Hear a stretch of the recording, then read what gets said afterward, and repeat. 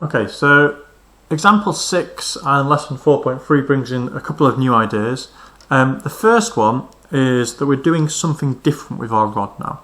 So what we're doing is, instead of just placing it on a table or just thinking about it without gravity or anything like that, we're thinking about it resting on two supports. So I've got my two supports here, these are these two pens, and if I put my rod on top of the two pens, we can see that's the situation. We're looking on down from it from the top, whereas the question is showing it from the side. So you can recreate it as best I can. The orange one is there. We've got that one there. Okay. Right, that's what it looks like. Now, let's think about what's happening with the forces here.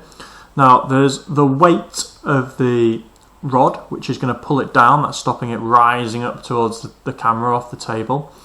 And it's experiencing two reaction forces. The orange pen has a reaction force which stops it falling down onto the table, and the black pen has a different reaction force. So they're the three forces going on here. Now at the moment it's in equilibrium. In equilibrium means it's not moving, and you can do equilibrium by resolving and by using moments. Obviously there's no pivot at this point, right? There's no pivot on the turning motion, but if I take moments at anywhere, then any point on here can be imagined to be the pivot. So if we're in equilibrium, you can pick a pivot as any point, and according to that pivot, there will be no movement taking place. Right? You could see how they could become pivots. It's maybe a bit more easier to imagine if I do this. If I put a force down on it, I'm now pivoting along the black one. Right? It's coming up towards the camera. Or I can pivot using the orange one as the pivot, right? And we can turn and the thing comes up. So this bit's going down, right, and we're going up like that towards the camera. So let's have a little look at this question and see if that makes things a little bit clearer. So we've got a rod resting on two supports. Each support will have a reaction. So this is what we're going to call RA and RC. Right? They're not the same, it will be different unless you're obviously told otherwise in the question. The other force that I identified from earlier, right, was a weight coming down. Now the key word is that the rod is uniform. If the rod is uniform, it means that the weight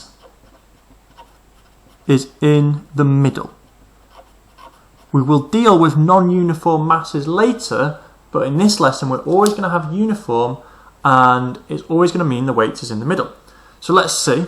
I've got 2 meters here and 3 meters here, which would mean that my weight is going to act somewhere here. It tells me the weight is 20 newtons. We don't need to times it by gravity because it's given us weight, not mass. So we have 20 newtons coming down here. Then let's just label on that distance, right? This is 1.5 from here, which would make it 0.5 from here. Okay. So we want to get the magnitude of reaction at each of the supports. And there's several things we can do.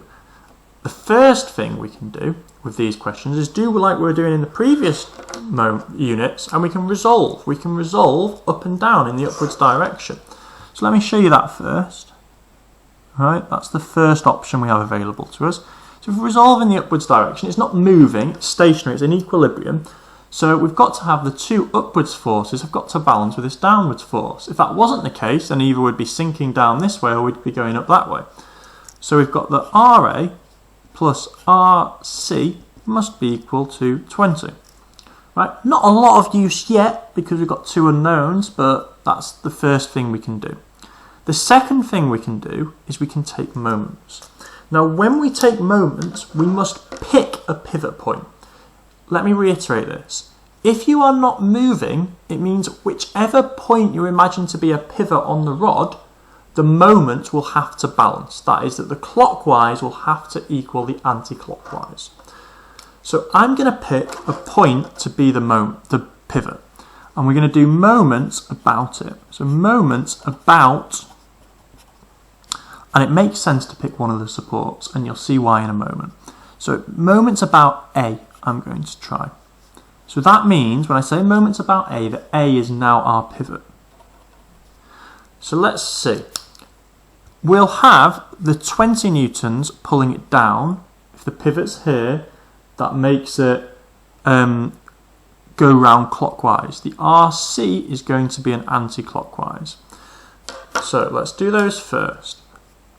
The moment at RC, right, so this is RC1, will be a distance which is 2 meters from the pivot A and multiplied by the force. It's already perpendicular, so I don't need to worry about this. So it's 2 times RC, which obviously is 2RC, and it's moving anti-clockwise. On the other hand, I've got the weight, right, which is 1.5 times 20. This gives us 30 Nm, and that's going clockwise. Now the only other force that we've not dealt with is the RA here.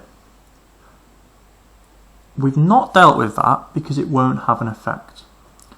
If you've got a force acting at the pivot point, right, there's two ways of thinking about this. The first way is that the distance from the pivot is 0. So you can think of it having an effect, but you've done 0 times RA, and that gives you 0. So there'll be no effect from the RA at that point.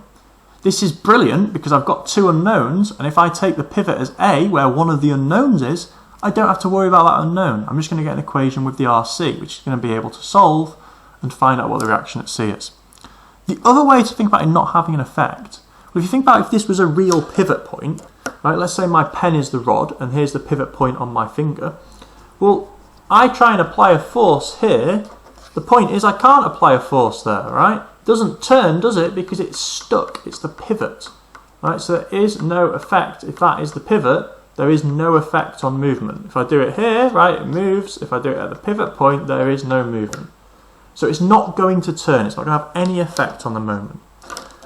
So because it's in equilibrium, we know that the anti-clockwise and clockwise must balance, right? Otherwise it would be turning, right? If we take moments and they weren't equal, the anti-clockwise and clockwise, it would turn, but we know it's not turning because it's in equilibrium.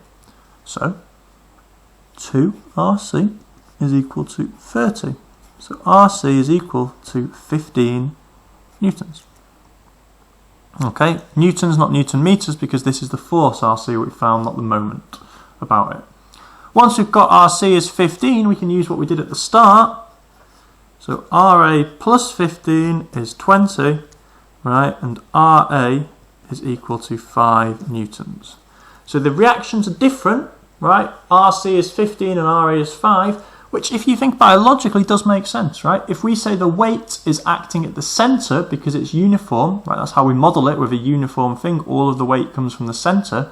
Well, if the weight's there and this is right next to the centre, that's going to be bearing a lot more of the load than the RA, which is at the end.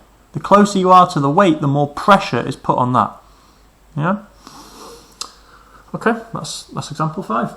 Example 6, sorry.